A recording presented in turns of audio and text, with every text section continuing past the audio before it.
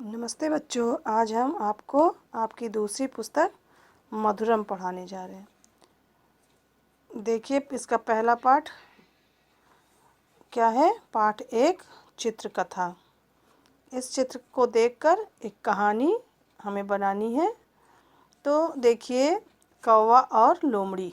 कहानी का नाम है कौवा और लोमड़ी।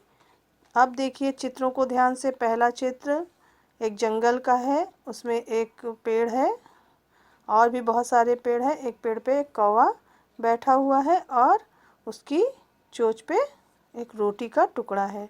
दूसरे पेड़ पे देखिए, दूसरे पेड़ पे एक लोमड़ी जो है नीचे पेड़ के बैठी है और कौवा पेड़ पे बैठा हुआ है और उसकी चोंच में रोटी का टुकड़ा है। तीसरा चित्र देखिए, जो है लोमड़ी कौवे की तरफ देख रही है। ऐसा लग रहा है कि उसे रोटी देख के लालच आ रही है। चौथे चित्र पे देखिए कि कौवा जो है कुछ उड़ने जैसा कर रहा है और लोमड़ी बैठी थी तो वो उठ के खड़ी हो गई है। फिर पांचवें चित्र में देखिए कि लोमड़ी फिर पेड़ के नीचे बैठी हुई है। कौवा जो है मुंह ऊपर करके काँव काँव की आवाज़ लग रहा कर रहा है। फिर छठे चित्र पे देखिए, लोमड़ी जा रही है और कौवा पेड़ पे बैठा हुआ है। अब देखिए बच्चों, इन चित्रों को देखकर हम एक कहानी बनाते हैं और उस कहानी को बना के सुनाते हैं। तब देखिए बच्चों, नंबर 1 चित्र देखते हैं हम और हम कहानी इस प्रकार प्रारंभ करते हैं कि एक जंगल था। जंगल में एक कौवा और एक लोमड़ी रहते थे और बहुत सारे जीव जंतु भी रहते थे। लेकिन एक दिन कौवा कहीं से रोटी पाया और उस रोटी को लेकर जंगल में आ गया। उसके बाद कौवा जो है रोटी लेकर कौवा पेड़ पे बैठा हुआ था। दूसरा चित्र देखिए, फिर कौवा जो है देखता है कि नीचे लोमड़ी बैठी हुई है। वहीं पे एक लोमड़ी उधरी से गुजर रही थी और वहीं पे आकर बैठ जाती है और देखती है कि कौवा के चोंच पे रोटी है और उसको लालच आ जाता है। लोमड़ी तो बहुत चालाक होती है, इसलिए वो सोचने लगती है कि इस रोटी को मैं कैसे प्राप्त करूं। तो वो जो है कौवे से बातचीत करना चाहती है और कौवे से बात करने लगती है। कौवे से कहती है, कौवा भैया आप कहाँ गए थे? बहुत दिन में दिखे, मैंने तो आपको बहुत दिन से देखा ही नहीं। आप कहाँ गए थे?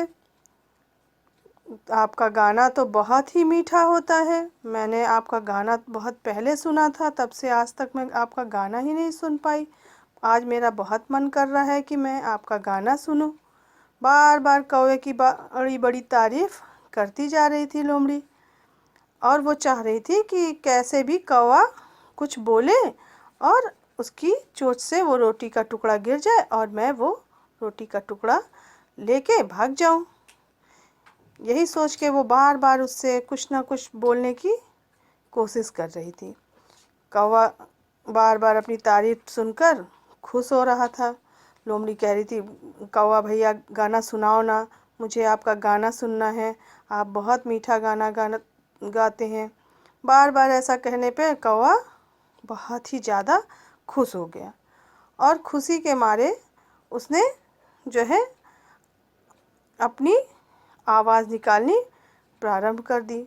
जैसे ही कौवा अपनी काँव काँव की आवाज़ करने लगा, वैसे ही उसकी चोंच से रोटी का टुकड़ा छूटकर नीचे गिर गया और जैसे ही रोटी गिरी वैसे ही लोमड़ी ने रोटी को लिया और भाग गई।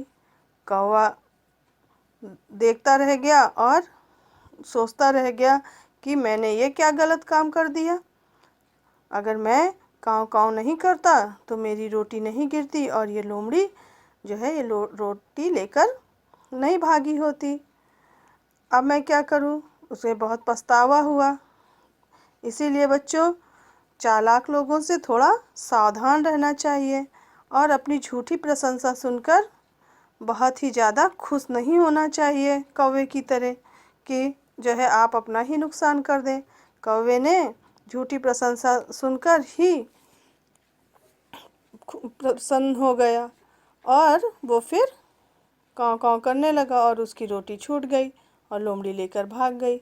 इसलिए बच्चों अपना जो है काम सोच विचार कर, किसी के कहने पे आके नहीं करना चाहिए, सोच समझ लेना चाहिए तभी करना चाहिए।